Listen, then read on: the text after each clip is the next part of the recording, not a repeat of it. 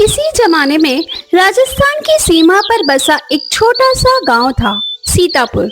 यहाँ तीन भाई रहते थे, लेकिन सिर्फ एक था जो इंसानियत का मतलब समझता था।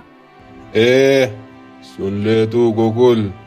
जब से तू हमारे साथ रह रहा है बस सिर झुका के काम करता है, मुंह से एक लफ्ज नहीं निकालता। लगता है जैसे इस घर का नौकर है, भाई नहीं। अरे भाई, नौकर भी बोलता है? ये तो जैसे गूंगा पैदा हुआ हो, और ऊपर से ये टकला सर। गांव में सब इसको लालटेन कहते हैं, जलता है पर रोशनी नहीं देता। भैया, मैं जो भी करता हूँ घर के लिए करता हूँ, माँ बाप की याद में।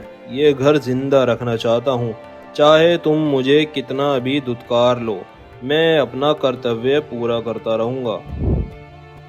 ज्यादा फकीरी झाड़ने की जरूरत नहीं सूरज।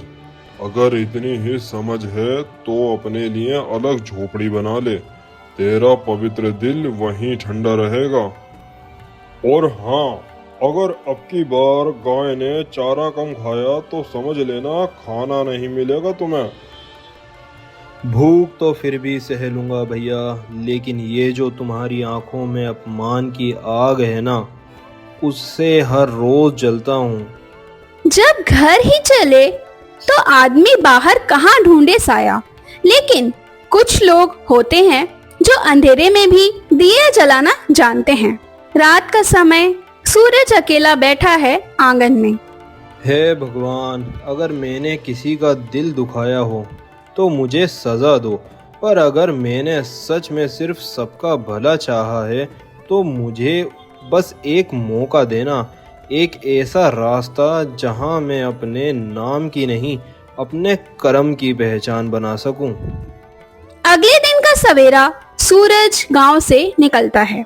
जा बे, चला जा इस घर से। और सुन, जब गिर पड़े ना कभी भूखा प्यासा तो लौट कर आना मत। अब मैं गिरने नहीं, संभलने निकला हूँ भैया।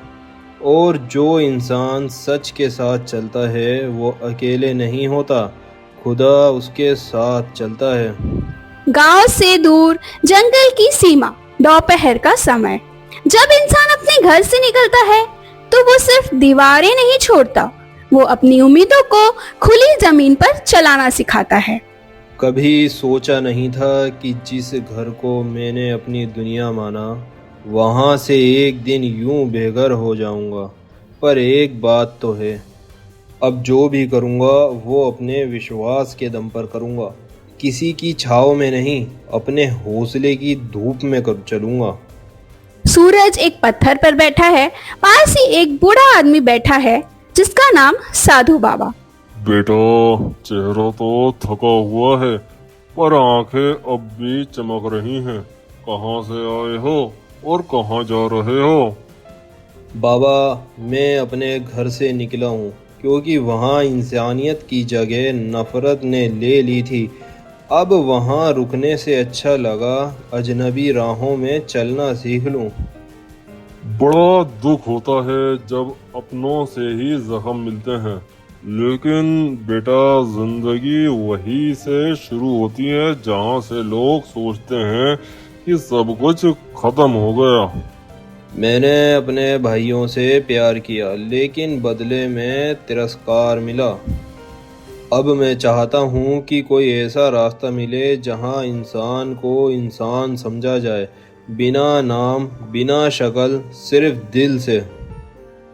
तो फिर सुन सूरज, ये जो जंगल के पार का गांव है धवलपुर, वहाँ बहुत काम है, पर उससे भी ज्यादा जरूरत है वहाँ इंसानियत की। जा वहाँ जाकर देख, शायद तेरी रोशनी वहाँ की अंधेरी गलियों में उजाला कर दे। आपके ये शब्द मेरे लिए रोटी से बढ़कर हैं बाबा। आज पहली बार लगा कि किसी ने मुझे सुना, मुझे समझा। मैं वादा करता हूँ अब यहाँ भी जाऊँगा, सिर्फ सच और सेवा का रास्ता चुनूंगा। सूरज जंगल पार करता है। शाम का समय हो चुका है। कभी कभी सबसे बड़ा तोहफा किसी अनजाने से मिलने वाली दुआ होती है और सूरज को आज वो मिल चुकी थी। अब जो भी आएगा सामने उसका सामना करूंगा, कभी झुका नहीं, अब भागूंगा भी नहीं, क्योंकि अब मैं सिर्फ गोकुल नहीं, सूरज हूँ जो खुद भी जलता है और रास्तों को रोशन भी करता है। सूरज धवलपुर गांव में दाखिल होता है। सुबह का समय, धूल भरी गलियां। ये गांव बड़ा शांत सा लग रहा है, लेकिन हर शांत जगह के अंदर कोई ना कोई तूफान छुपा होता है। मुझे बस एक मौका चाहिए खुद को साबित करने का। बाबा देखो ना, कोई अजनबी आया है, लगता है बाहर से आया है। हाँ, लगता तो है। ए भाई, कौन हो तुम और क्यों आए हो यहाँ? नमस्ते चाचा जी, नमस्ते। मेरा नाम सूरज है, घर से निकला हूँ और अब सेवा करने का मन है। कुछ काम मिलेगा आपके पास तो रह लूंगा, नहीं तो आगे बढ़ जाऊंगा। काम तो बहुत है बेटा, लेकिन आजकल लोग दिल से काम नहीं करते, बस मतलब से आते हैं। तू अलग निकले तो बात बने। आप बस मुझे एक दिन दीजिए, अगर आपको लगे कि मैं भरोसे के लायक नहीं तो अगली सुबह यहाँ से चला जाऊंगा, लेकिन अगर कुछ भी अच्छा लगे तो बस रहने की एक जगह दे दीजिएगा। खेत में काम करते हुए सूरज अकेला, पसीने से लथपथ, लेकिन मन से शांत।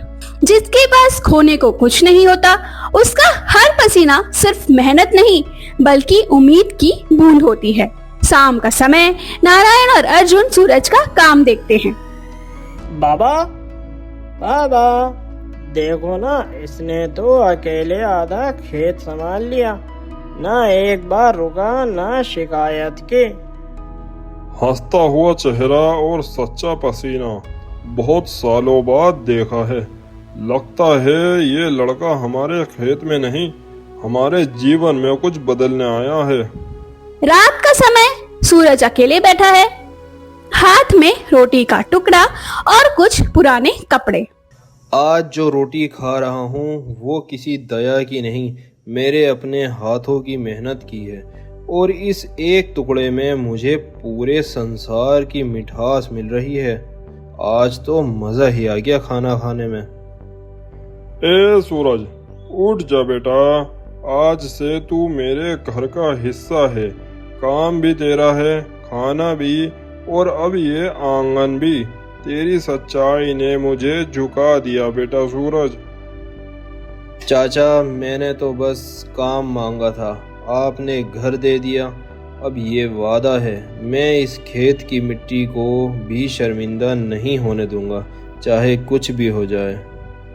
एक सच्चा इंसान जब बोझ बनकर नहीं, भरोसा बनकर आता है तो जिंदगी खुद उसे जगह देती है। खेत का दृश्य, सूरज नारायण और अर्जुन के साथ काम कर रहा है। खेत में हरियाली दिख रही है। कभी कभी जिंदगी किसी मुसाफिर को वो दे देती है जो अपनों को भी नसीब नहीं होता, सम्मान, प्यार और भरोसा। भैया सूरज, तुम्हारे आने के बाद तो खेत में जान आ गई। अब तो बाबा भी रोज मुस्कुराते हैं।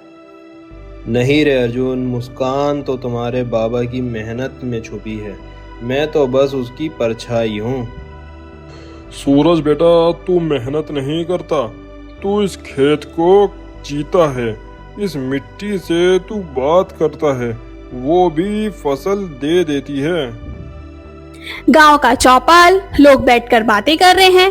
बीच में से एक व्यक्ति, रघु, अबे देखा तुम लोगों ने, नारायण उस बाहर से आए छोरे को कैसे बेटा बेटा कहकर खेत में बिठा रहा है, जैसे खून का रिश्ता हो उसका।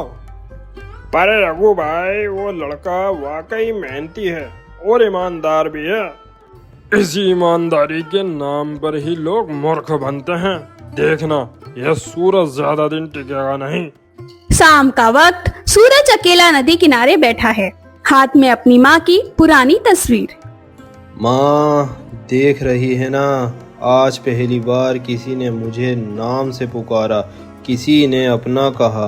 ये छोटी सी दुनिया मुझे बड़ी लगने लगी है माँ। बस तू दुआ करना, मैं इस भरोसे को कभी टूटने ना दूं। जब किसी की मेहनत सूरज की तरह चमकने लगे तो अंधेरे उसे छुपाने की साजिशें रचने लगते हैं। खेत में नारायण गुस्से में आता है। सूरज, ये क्या किया तूने? सारे बीज सड़ गए, खेत बर्बाद हो गया बेटा। चाचा, मैंने तो वही किया जो रोज करता हूँ। बीज भी वही थे, कसम है मुझे, मैंने कोई गलती नहीं की है। अर्जुन बीच में आता है। उसके हाथ में रघु की गिराई हुई पुरानी बीज की थैली। बाबा, ये थैली ये हमारे घर की नहीं है। मैंने रघु चाचा को खेत के पास देखा था, कल रात की बात है ये। माफ करना बेटा, माफ करना। भरोसा करते करते भी कभी कभी दिल डर जाता है। आज से अगर कोई तेरे खिलाफ कुछ बोलेगा तो सबसे पहले मैं खड़ा हो जाऊंगा। चाचा, मुझे माफ मत कीजिए। मुझे बस यही अधिकार दीजिए कि मैं इस घर के लिए जान भी दे सकूं। रघु गांव के लोगों के सामने बेनकाब होता है। रघु, तूने खेत नहीं विश्वास को जला दिया। अब तू गांव की पंचायत में नहीं बैठेगा। सच को नीचा दिखाने की कोशिश तुझे ही नीचे गिरा गई। जिस सच में नम्रता और मेहनत हो, उसे मिटाने की जितनी भी कोशिश करो, वो और गहराई से दिलों में बस जाता है। गांव की पंचायत, गांव के लोग, मुखिया, नारायण और सूरज मौजूद हैं। गांव के कुएं का पानी कई दिनों से सूखा पड़ा है। अगर 2 दिन में पानी नहीं आया तो फसल बर्बाद हो जाएगी और हमारी जिंदगी भी। किसी को कुछ उपाय सूझे तो बताओ। पुराने पहाड़ी झरने की बात सुनी है मैंने, लेकिन वहां तक पहुंचना जानलेवा है। अगर गांव की उम्मीद उस झरने से जुड़ी है तो मैं जरूर जाऊंगा। हर चुनौती पार करके जाऊंगा, हर मुश्किल से लड़के जाऊंगा, मगर मैं जाऊंगा जरूर। हाँ हाँ, वहाँ तो कोई भी नहीं जाता। सांप, जंगली जानवर और खाइयाँ, मौत की घाटी है वो। गांव में खामोशी छा जाती है। सब सूरज की तरफ देखने लगते हैं। पगला गया है क्या बेटा? तेरे बिना तो ये घर अधूरा है। चाचा, जब पहली बार आपने मुझे बेटा कहा था, उस दिन मैंने अपनी जान इस गांव के नाम लिख दी थी। अब अगर ये गांव प्यासा रह गया तो सूरज जीकर क्या करेगा? सूरज अपने सफर पर निकल पड़ता है। रास्ते में कांटे, जंगल और पहाड़। जिसे जिंदगी ने कभी अपना नहीं कहा, आज वही सूरज सबका बनकर सबके लिए जान की बाजी लगा रहा था। सूरज घायल है लेकिन आगे बढ़ रहा है। उसके पैरों में और हाथों में चोटें लगी हैं, कपड़े फट चुके हैं, पर वो रुक नहीं रहा। अगर माँ जिंदा होती तो कहती, रुक मत सूरज, ये तेरा दर्द नहीं, तेरा धर्म है, और आज मैं थकने नहीं दूंगा खुद को। गांव के चौपाल में बेचैनी है। नारायण चुप बैठा है। अर्जुन लगातार सूरज की राह देख रहा है। बाबा, सूरज भैया आएंगे ना बाबा? जिसकी नियत पसीने जैसी साफ हो, उसकी राह खुद ईश्वर बनाता है बेटा। वो जरूर आएगा, जरूर। सूरज जैसे तैसे पहाड़ की चोटी पर पहुंचता ही जाता है। वहां झरना बहता है, पर उसकी राह रोकी हुई है, जिस वजह से उसका पानी गांव तक जा नहीं पा रहा है। बस ये एक आखिरी दीवार है, अगर ये गिर गई तो पूरा गांव बचेगा। वो अपने हाथों से पत्थर हटाने की कोशिश करता है। खून बह रहा है। पत्थर भारी होने की वजह से हट नहीं पा रहा। हे भगवान, अगर तू सच में है तो इस गांव के लिए मेरी हड्डियां भी झरना बनने दो। अचानक पानी की धारा बह निकलती है। झरने से पानी निकला गांव की ओर बहता हुआ जाता है। गांव में खुशी की लहर। बच्चे पानी से नहा रहे हैं, लोग पूजा कर रहे हैं। आज से सूरज सिर्फ नारायण का बेटा नहीं, वो इस गांव की रूह है, रूह, और पंचायत का नया वारिस भी है। सूरज वापस लौटता है, खून से लथपथ। अर्जुन दौड़कर गले लगाता है। भैया, अगर तुम नहीं आते तो हम सब सूख जाते। पानी लाया हूँ बेटा, लेकिन साथ में वो भी लाया हूँ जिसकी मुझे बरसों से तलाश थी। इज्जत, अपनापन और एक घर। अब से तू मेरा बेटा नहीं, मैं तेरा पिता हूँ और ये घर तेरा हक। कभी कभी जिनके पास कुछ नहीं होता वो सबको सब कुछ दे जाते हैं। अगर आपको ये कहानी पसंद आई हो तो लाइक जरूर कीजिए। कमेंट करके बताइए कि किस मोड़ पे आपको सबसे ज्यादा छुआ, और सब्सक्राइब करना मत भूलिए। ऐसी और भी कहानियां जल्द आ रही हैं। हर कहानी एक आवाज होती है, बस सुनने वाला चाहिए।